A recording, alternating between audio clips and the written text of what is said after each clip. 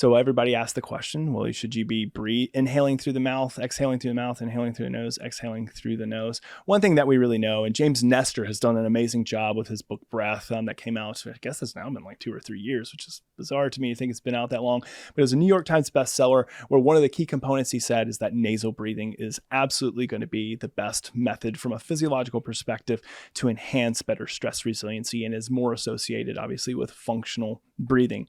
Now, on the exhale, I'm not as concerned, but I would say from the inhale, it should be the nose. From the exhale, it can be through the mouth. That's okay. But I think the argument for the nose is that it resists the amount of air that comes out. That's why I like breathing out through the nose. Yeah. It makes it easier to slow it down. If you breathe out through your mouth, you get rid of that oxygen just really quickly. Exactly. And it's harder to have that prolonged sort of exhale. Yep, that's it. And you could do what's called in the literature, they call it pursed lips breathing, which is an inhale through the nose. You purse your lips almost like you're blowing through a whistle.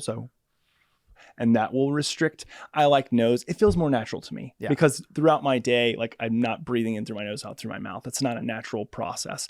But unfortunately, a lot of people are conditioned to breathe through their mouth and out their mouth. And we know that that has immense negative effects on, especially with people with asthma from a cardiovascular standpoint, respiratory standpoint. So for this practice, the sake of this practice, I would say, let's focus on nasal breathing, inhale and exhale. The best place for people to start is to take their breathing down to a cadence of 6 breaths per minute.